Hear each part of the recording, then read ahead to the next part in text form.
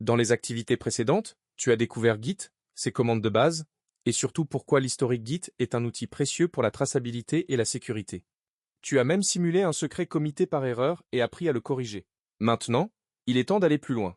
Comprendre comment protéger le dépôt Git lui-même, pas seulement son contenu, grâce aux politiques de branche. Une politique de branche est un ensemble de règles appliquées sur un dépôt Git pour contrôler qui peut faire quoi, quand et comment sur les branches importantes d'un projet.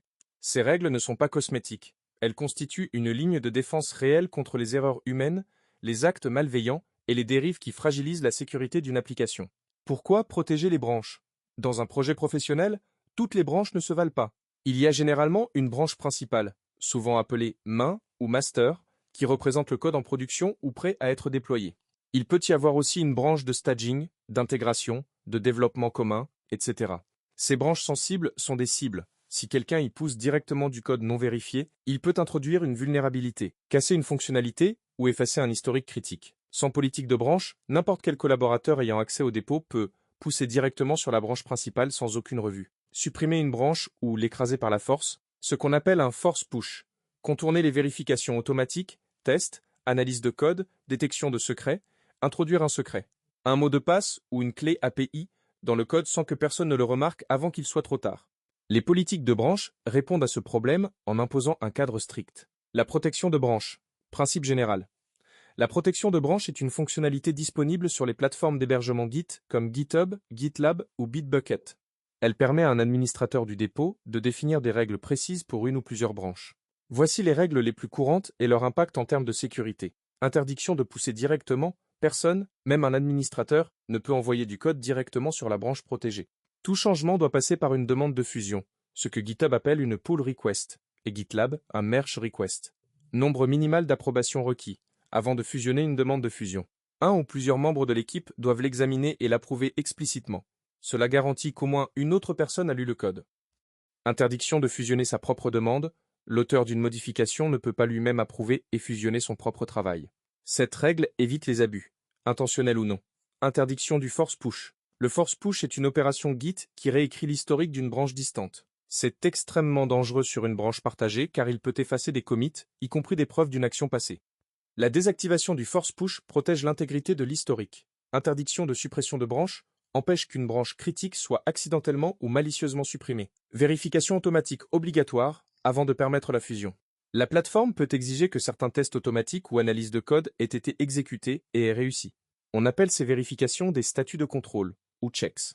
Par exemple, si les tests unitaires échouent, la fusion est bloquée. La revue de code, un contrôle humain indispensable. La revue de code, en anglais code review, est le processus par lequel un ou plusieurs développeurs examinent les modifications proposées avant leur intégration. C'est à la fois une bonne pratique de développement et un mécanisme de sécurité. Du point de vue de la cybersécurité, la revue de code permet de détecter des failles logiques introduites involontairement, mauvaise gestion des entrées utilisateurs, absence de vérification d'autorisation, des secrets ou mots de passe codés en dur dans le source, des dépendances suspectes ou non approuvées ajoutées sans discussion, des modifications qui contournent des mécanismes de sécurité existants. Concrètement, lorsqu'un développeur crée une nouvelle branche de fonctionnalité, y ajoute ses commits, puis ouvre une demande de fusion, ses collègues reçoivent une notification. Ils peuvent alors lire chaque ligne modifiée, laisser des commentaires, demander des corrections, et finalement approuver ou refuser la fusion. Exemple concret. Alice travaille sur une fonctionnalité d'upload de fichiers. Elle crée une branche Feature Upload Fichier, code sa solution et ouvre une demande de fusion. Bob, en faisant la revue, remarque qu'Alice n'a pas vérifié le type MIME du fichier uploadé, ce qui pourrait permettre d'uploader un script malveillant déguisé en image. Bob laisse un commentaire. Alice corrige le code, et la fusion n'est autorisée qu'après cette correction. Sans revue obligatoire, cette faille serait passée directement en production. Les branches de fonctionnalité. Isoler le travail. Une politique saine impose que tout développement se fasse sur des branches dédiées, jamais directement sur la branche principale. Ces branches portent souvent un nom explicite lié au sujet traité. Feature ajout authentification. Fix correction injection SQL. Hotfix secret expose, etc. Cette organisation apporte plusieurs bénéfices en termes de sécurité. Le code en cours de développement, potentiellement instable ou vulnérable, n'affecte pas le code de production. Chaque modification est isolée, traçable, et peut être rejetée sans impacter le reste. En cas d'incident, il est facile d'identifier quelle branche a introduit un problème. Les vérifications automatiques dans le pipeline. Les politiques de branche deviennent encore plus puissantes lorsqu'elles sont couplées à un pipeline d'intégration continue. Un pipeline est une suite d'étapes automatiques déclenchées à chaque nouveau commit ou chaque ouverture de demande de fusion. Ces étapes peuvent inclure l'exécution des tests automatisés, une analyse statique du code pour détecter des vulnérabilités connues sans exécuter le programme, une analyse des dépendances pour détecter des bibliothèques avec des failles connues, un scan à la recherche de secrets, clés, mots de passe, tokens dans les fichiers modifiés. Si l'une de ces étapes échoue, la politique de branche bloque la fusion. Ainsi, même si un développeur a oublié de vérifier manuellement son code, le pipeline agit comme un filet de sécurité. Exemple concret. Paul commit une clé DAPI Amazon dans un fichier de configuration par inadvertance. L'outil de scan de secret détecte la présence d'un motif correspondant à une clé Amazon dans le diff.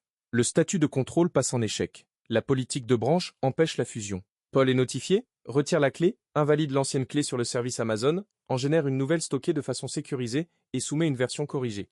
La gestion des droits d'accès aux branches. Toutes les règles précédentes n'ont de sens que si les droits d'accès au dépôt sont eux-mêmes bien gérés. Il faut distinguer plusieurs niveaux de permission. Lecteur peut voir le code mais ne peut rien modifier.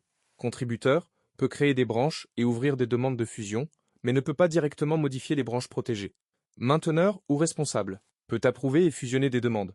Administrateur peut modifier les règles de protection elles-mêmes. Le principe du moindre privilège s'applique ici. Chaque personne ne doit avoir que les droits strictement nécessaires à son travail. Un prestataire externe qui contribue ponctuellement n'a pas à être administrateur du dépôt. Les balises de version et leur protection. En plus des branches, les balises, en anglais tags, méritent d'être protégées. Une balise est un marqueur posé sur un commit précis pour indiquer une version publiée. Par exemple, 'v1.0.0 ou 'v2.3.1. Si quelqu'un peut supprimer ou déplacer une balise, il peut altérer la correspondance entre une version déployée et le code source exact qui la compose.